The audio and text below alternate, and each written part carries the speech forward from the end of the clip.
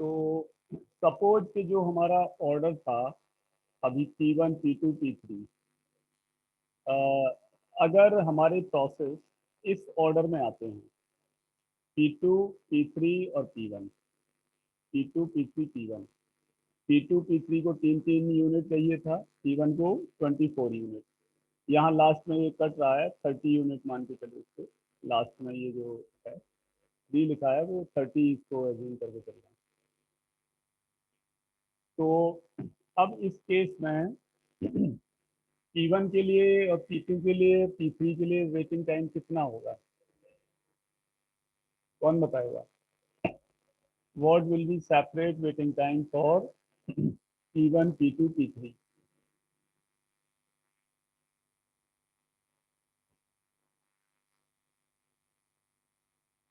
बोलो भाई, कौन बताएगा? P1 के लिए वेटिंग टाइम, ये तो क्लियर हो रहा है ना कि इस ऑर्डर में आ रहे हैं प्रोसेस P2 P3 और P1।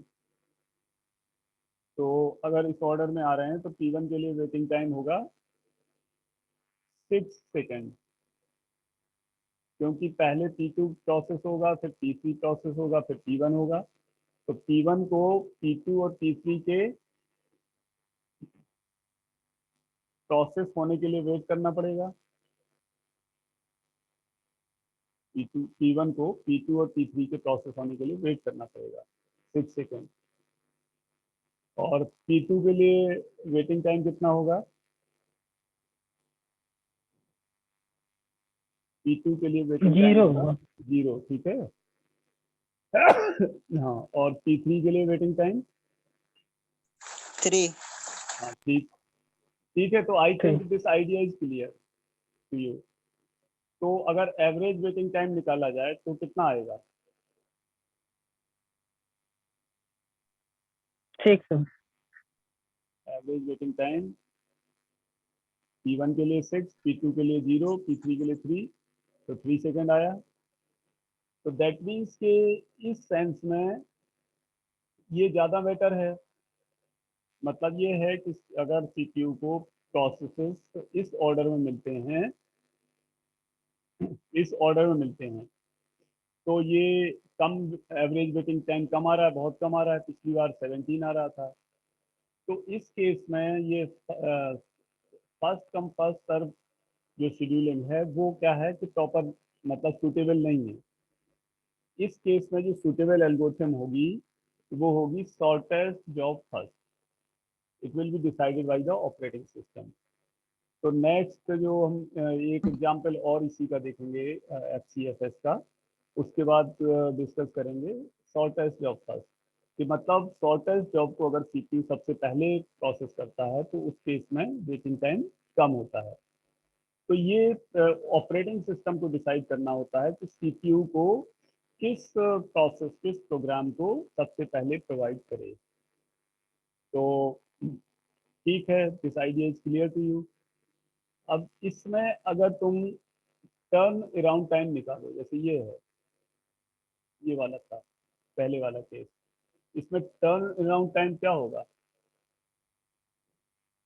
TAT फॉर P1 कितना आएगा टर्न अराउंड टाइम? P1 के लिए होगा 24 यूनिट, क्योंकि P1 के आने से लेके और इसके फिनिश होने तक का जो टाइम है वो है TAT। इसी तरह P2 के लिए कितना होगा TAT, कौन बताएगा? P2 जब आया और जब फिनिश हुआ तो कितना आया P2 के लिए? 27 हो गया ना।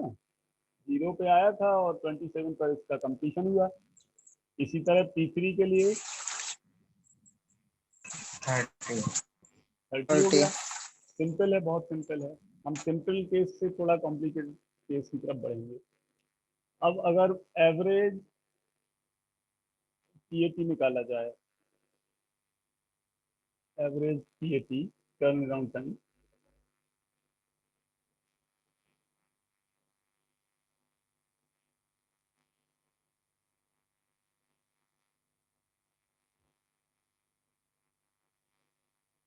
वो कितना आएगा? तीनों को जोड़ के डिवाइड कर दोगे, कैलकुलेट करो कितना आया। 27 आया आई थिंक पहले केस में, यही आ रहा है ना। Yes sir. अब यस सर। इसको हम कॉपी कर लेते हैं नेक्स्ट केस के लिए। तो यहाँ पे देखो, ये waiting time, average waiting time P आ गया। अब इसको मैं यहाँ लिख देता हूँ। तो यहाँ पे टी ए टी P1 के लिए कितना होगा, ये देखो। P1 के लिए टर्न अराउंड टाइम कितना होगा? 30 होगा, स्टिल 30 होगा ना। Is it clear? P1 जो ऑर्डर हमने चेंज कर दिया था, तो ये एज्यूम करके चल रहे हैं कि वो 0 सेकेंड पे आया। अभी जब हम कॉम्प्लिकेट केस की तरफ चलेंगे तो उसमें ऐसे एग्जाम्पल देखेंगे कि P1 1 सेकेंड पर आ रहा है, सपोज P3 कभी आ रहा है, P1 कभी आ रहा है। अभी बहुत सिंपल केस की तरफ चल रहे हैं। तो P1 के लिए टर्न अराउंड 30 हो गया, क्योंकि 0 पर आया था, 30 पर खत्म हुआ, 30 पर। P2 के लिए देखो टर्न अराउंड टाइम कितना होगा, TAT। 6। ठीक है, P2 के लिए 6 हो गया, और P3 के लिए 3, 0 पर आया था। तो एवरेज TAT कितना आया?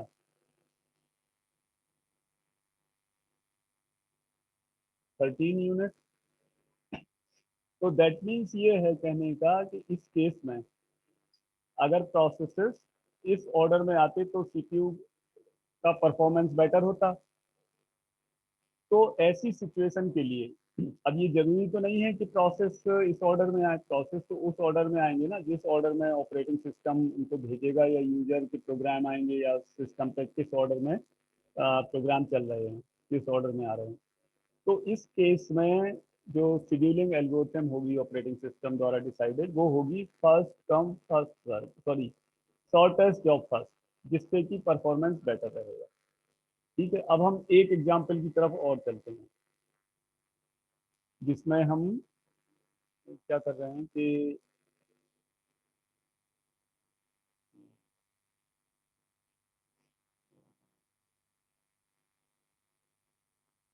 हमने 4 प्रोसेस लिए हैं और बर्स्ट टाइम इनका दिया हुआ है, ये ये 4 प्रोसेस हैं और इनका बर्स्ट टाइम दिया हुआ है। तो मैं थोड़ा इसको फॉन्ट बड़ा कर देता हूँ। ये हैं हमारे 4 process, P1, P2, P3, P4 और बर्स्ट टाइम। यहाँ पर हम ये मान के चलते हैं कि सभी प्रोसेस एक साथ 0 टाइम पर आ रहे हैं, और इसको हम कैलकुलेट करेंगे FCFS से। तो इस पे अब तुम लोगों को कैलकुलेट करना है कि चारों प्रोसेस के लिए वेटिंग टाइम कितना होगा, और average waiting time. Average waiting time कब निकाला जाता है? सभी प्रोसेस का कंबाइंड एवरेज वेटिंग टाइम, सभी प्रोसेस का कंबाइंड टाइम होता है। और ठीक है, जैसे हमने प्रीवियस एग्जांपल में निकाला था। और इसी तरह तुम्हें सभी का सेपरेट TAT निकालना है और एवरेज TAT। तो इसको निकालो 2 मिनट के अंदर, तब तक हम फिर आगे बढ़ेंगे।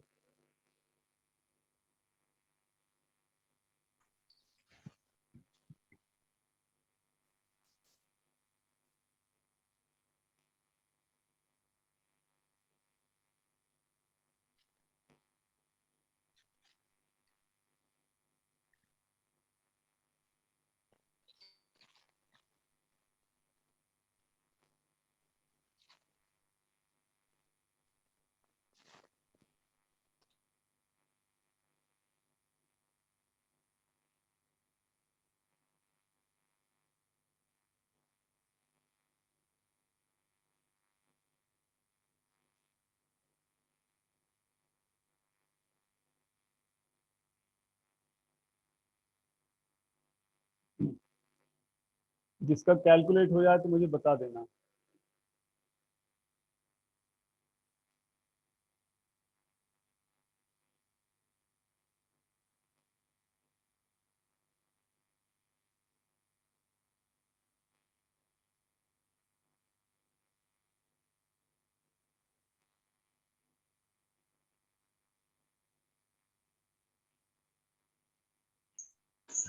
सर एवरेज तो रहा ना। बताओ जिसका कैलकुलेट हो गया हो।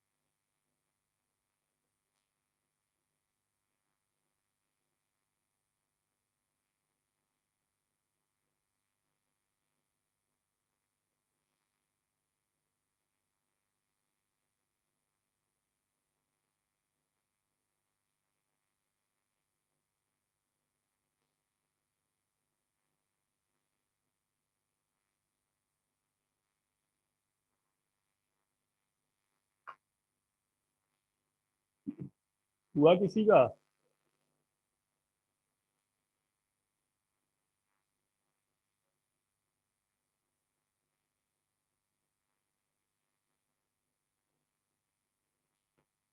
सर एवरेज 6 आ रहा है। Average waiting time. देखो इसका चार्ट ऐसे बनेगा, 0 से 6 तक ये P1 चलेगा, फिर 14 तक P2 चलेगा, फिर P3 21 तक, फिर P4 24 तक। यही बनाया ना। इसको सबसे पहले क्या है, तुम्हें इस तरह बना लेना है। तो इससे क्या है कि सारी चीज क्लियर हो जाएंगी। ठीक है, तो वेटिंग टाइम कितना निकाला? 6। ये देखो, वेटिंग टाइम 6 नहीं आ रहा है। एवरेज वेटिंग टाइम P1 के लिए 0। इसमें करना क्या है, तो क्लास 8 का क्वेश्चन है। P1 के लिए 0, P2 के लिए 6, P3 के लिए 14, P4 के लिए 21। तो एवरेज निकाल के देखो कितना आएगा।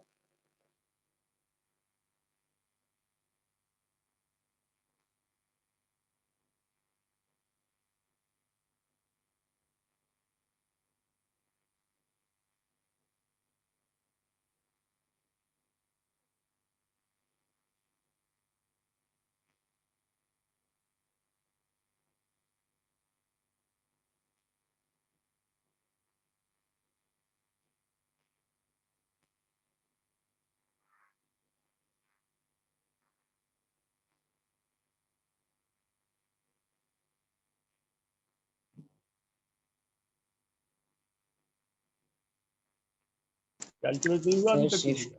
हम्म 60.25। अरे देखो, P1 के लिए वेटिंग टाइम 0 है, P2 के लिए 6 है, P3 के लिए 14 है, P4 के लिए 21 है।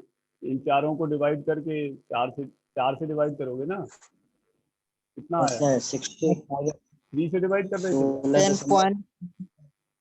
10.25 आ रहा होगा। Yes sir. आ गया? ठीक है। जी सर। तो अब इसमें PAT निकालो सभी के लिए, क्योंकि तुम खुद कैलकुलेट करोगे तभी ये सिचुएशन क्लियर होगी। मैं तो क्या है कि कैलकुलेट कर दूंगा तो तुम्हारे इतने क्लियर नहीं होगा।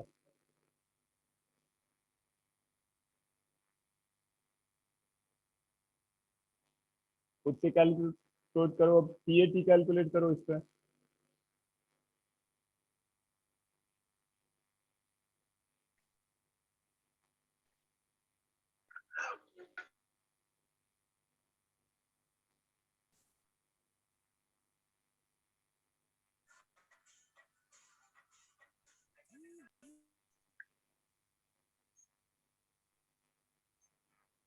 सर जो AT है वो 16.25 आ रहा, 60.25। एवरेज टीएटी जो है यही आ रहा ना। देखो टीएटी कैसे निकालते हो, एक तो ये है, पहला तरीका तो ये है कि तुम ये देखो कि कोई प्रोसेस कब आया और कब फिनिश हुआ। तो इसमें तो सिंपल केस है, हम एज्यूम करके चल रहे हैं कि ये जो है सारे प्रोसेस जीरो टाइम पर आए हैं, ये एज्यूम करके चल रहे हैं।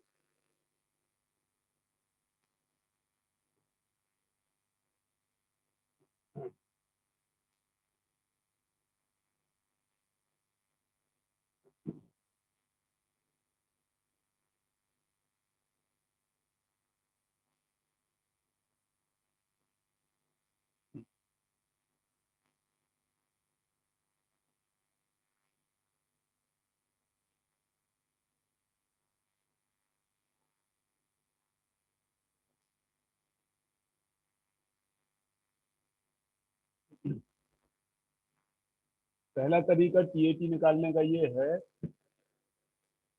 कि हमने ये देखा कि कौन प्रोसेस कब आया और कब फिनिश हो गया, दोनों को सब्ट्रैक्ट कर देना है।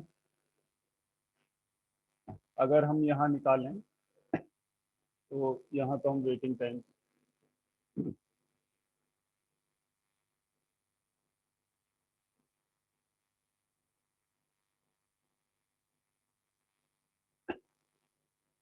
अच्छा ये बताओ कि तुम्हारी क्लास में ये एब्सेंट कितने थे ये प्रैक्टिकल में?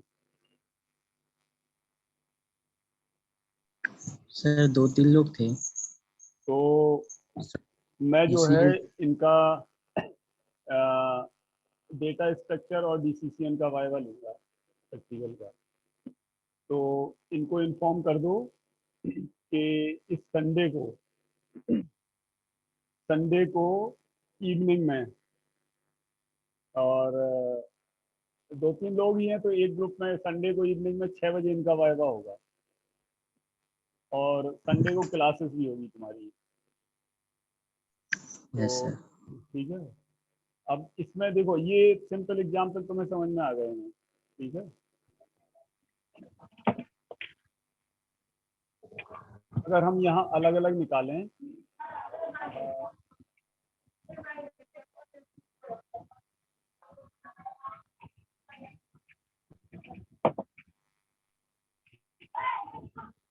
तो ये टीएटी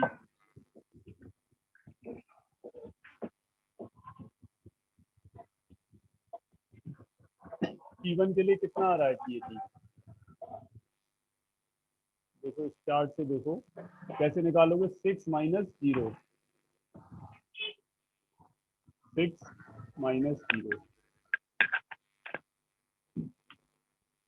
तो ये मिली सेकेंड हम मान के चल रहे हैं, तो ये 0 आ गया। T2 के लिए, अरे सॉरी ये तो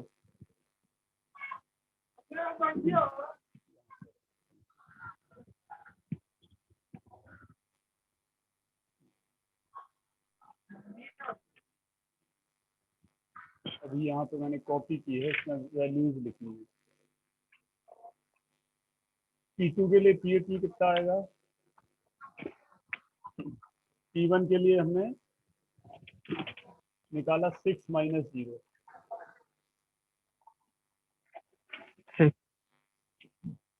ये हो गया 0। T2 के लिए, T2 कब आया कब फिनिश हुआ, 14 पर फिनिश हुआ, -0 पर आया था, तो इसका कितना हो गया 14 टीएटी, और ये 0 पर आया था तो ये 21 - 0,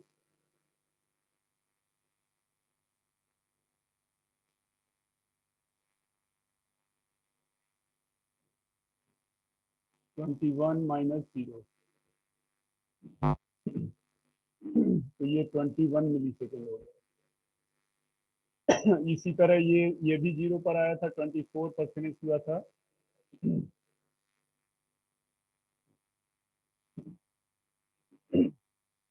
ठीक है। तो ये एवरेज टर्न अराउंड टाइम ऐसे निकाल दिया हमने। ये 24 है ना यहाँ, 24 - 0 टू 24 मिली सेकेंड। इन चारों को डिवाइड कर दिया तो ये एवरेज टर्न अराउंड टाइम आ गया तुम्हारा।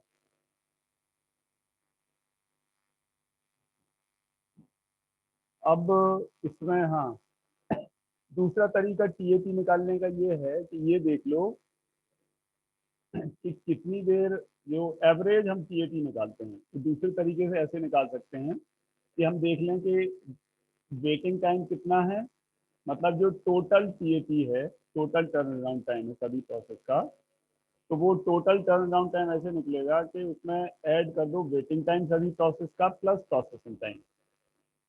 जितनी देर वेट किया, जितनी देर प्रोसेस हुआ, उससे भी आ जाएगा तुम्हारा। अब इस एग्जाम्पल को हम ये मान के चलते हैं, जो दूसरा वाला है, इसमें अराइवल टाइम हम चेंज कर देते हैं।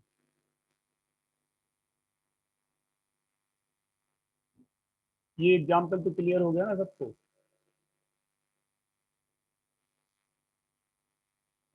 हमारे कहने का मतलब ये है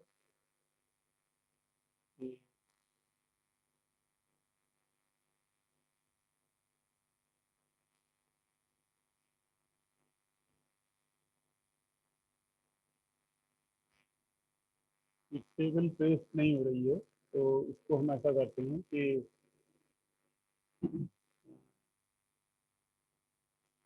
अगले पेज में इसको टेबल को कॉपी करते हैं।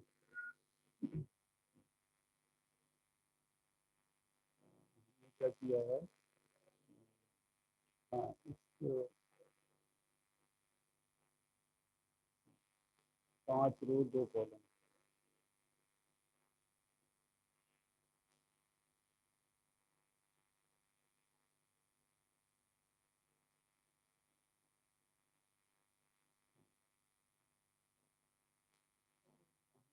ये किया। अब यहाँ पे हम क्या लेते हैं कि अराइवल टाइम। ये जरूरी थोड़ी है कि जो सारे प्रोसेस आए वो 0 टाइम पर आएंगे। तो हमने एक कॉलम और बनाया, arrival time, time of arrival, arrival time. First time का मतलब ये है कि प्रोसेसिंग टाइम की कितनी, मतलब कितने यूनिट सीपीयू टाइम चाहिए। अब ये मान लीजिए कि P1 0 पर आया, और P2 आया 2 सेकंड पर, ये आया 3 सेकंड पर, और ये आया 5 सेकंड पर, या इसको मान लो 6 सेकंड पर। ठीक है, ये है इनका अराइवल टाइम। तो अब तुम्हें निकालना है कि सभी प्रोसेस का क्या वेटिंग टाइम कितना है। पहले तो सभी प्रोसेस का अलग अलग वेटिंग टाइम निकालो। इस टेबल के अकॉर्डिंग सभी का तुम्हें वेटिंग टाइम निकालना है, फिर एवरेज वेटिंग टाइम निकालना।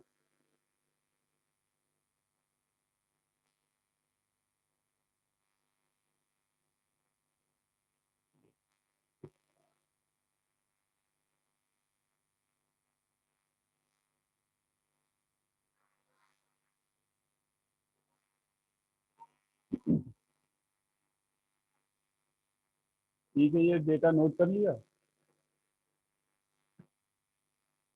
तो कैलकुलेट करो इसको।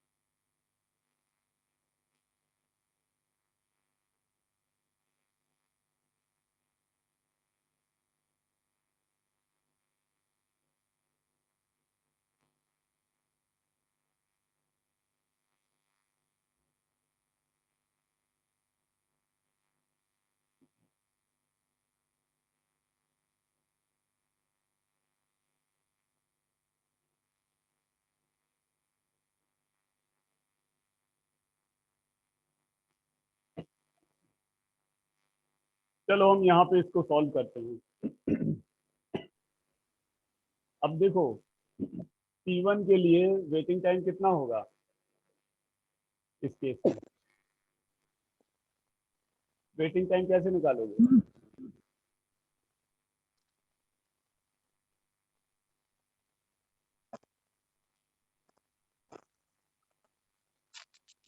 P1 के लिए वेटिंग टाइम होगा 0। 0, ठीक है।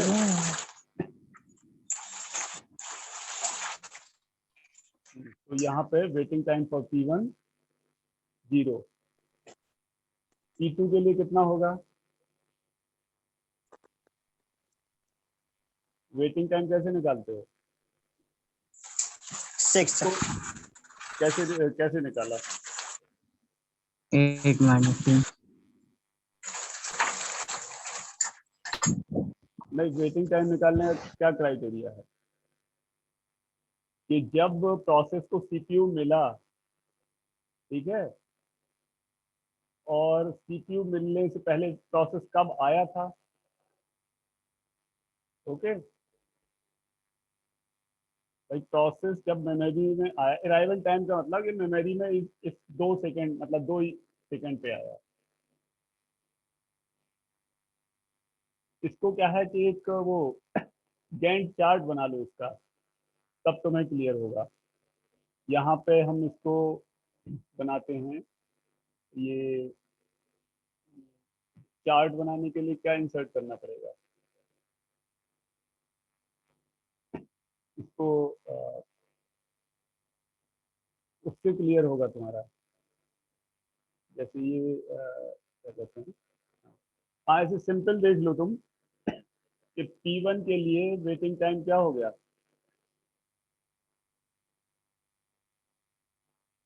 P1 आया 0 सेकंड पर, और 0 सेकंड पर ही प्रोसेसिंग स्टार्ट हो गई इसकी, P1 की। तो इसको कुछ वेट तो करना नहीं पड़ा,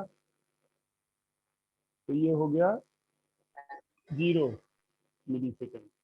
P2 के लिए वेटिंग टाइम क्या हो गया? P2 की प्रोसेसिंग कब स्टार्ट होगी? 10 मिनट टाइम है अभी अपने पास, और कल सैटरडे को दोनों ही क्लास होंगी, ओएस और डीबीएमएस की।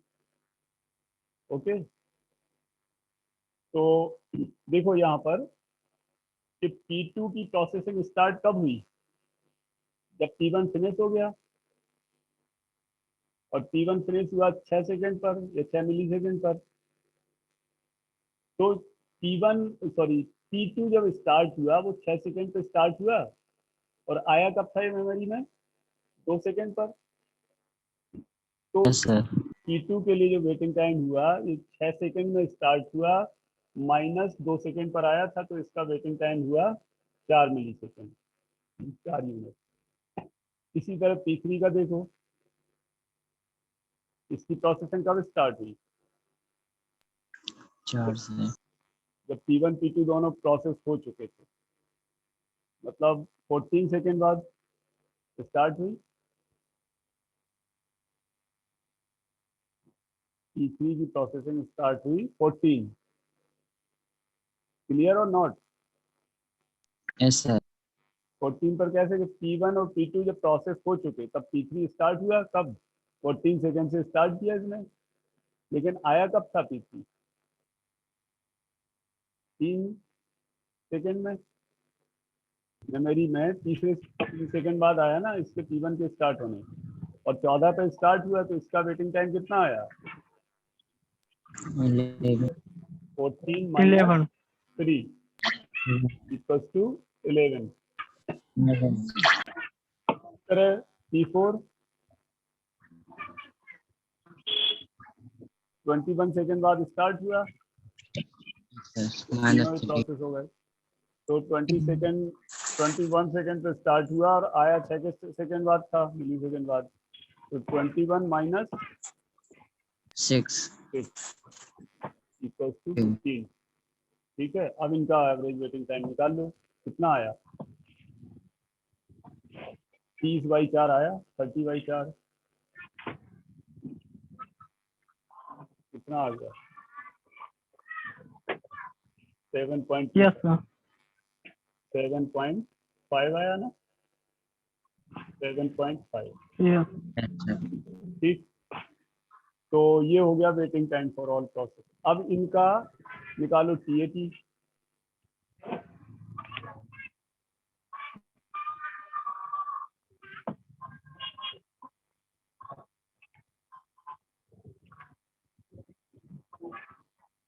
टीएटी निकालो इसका।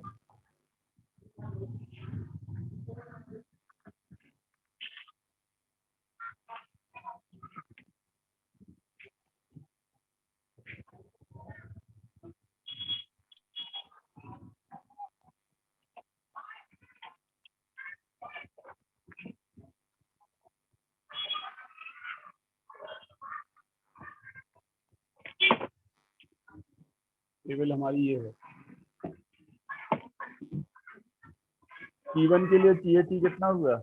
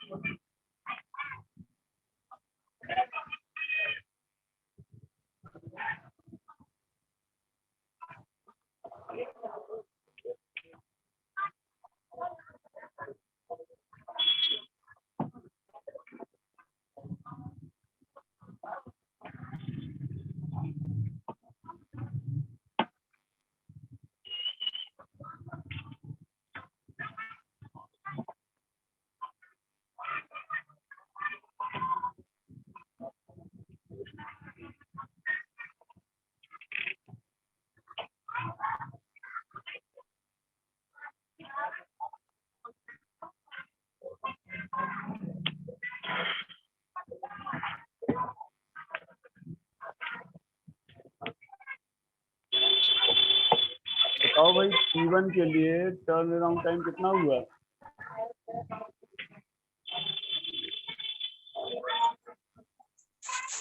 पर ये फिनिश हुआ और 0 टाइम पर आया था, तो 0 हो गया, वो 6 हो गया उसका।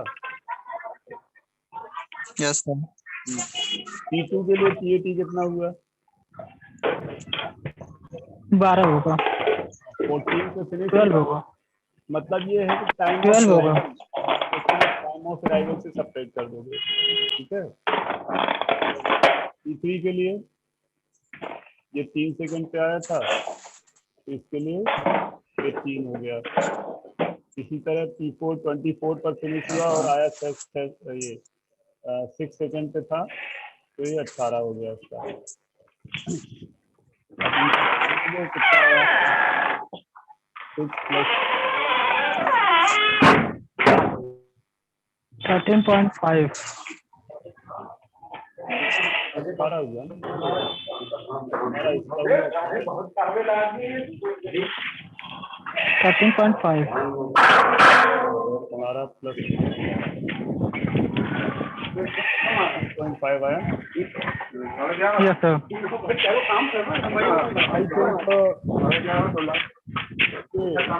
आवाज कितनी आ रही है? म्यूट कर लो इसको। और जो क्लास में पार्टिसिपेट कर रहे हो तो ठीक है, अदरवाइज बाहर की आवाज आ रही है उसको म्यूट कर लो।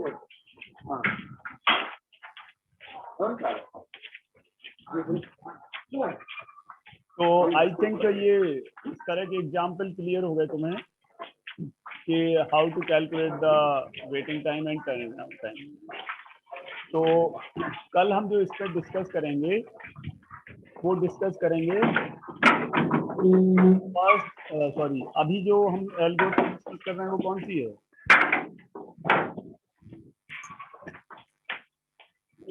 अभी कौन सी डिस्कस कर रहे हैं? Scheduling algorithm, first come first serve. और कल हम डिस्कस करेंगे, काम करने लगे। कल जो डिस्कस करेंगे वो शॉर्टेस्ट जॉब फर्स्ट और उसके आगे की एल्गोरिथम्स। तो अभी 2 मिनट हैं अपने पास, इसमें देखते हैं कुछ और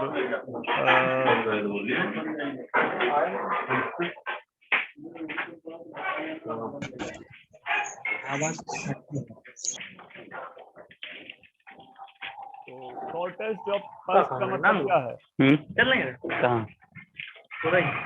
जा रहे हैं तो, और को जा रहे हैं सब है फोन तो लगा रहे थे कपड़े पहन ले।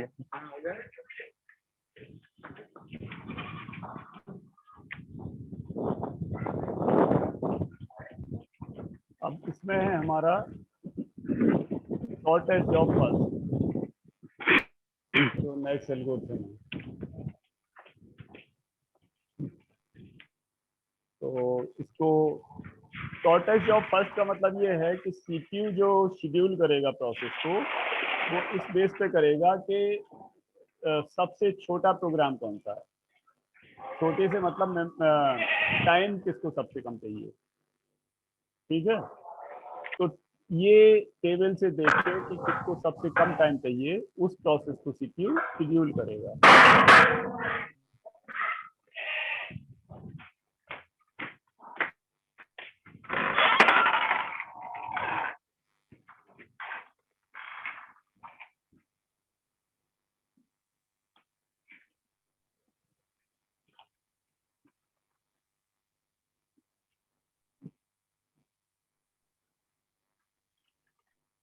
तो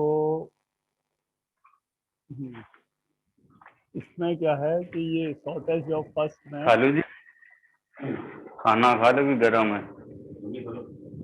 हम जा रहे हैं।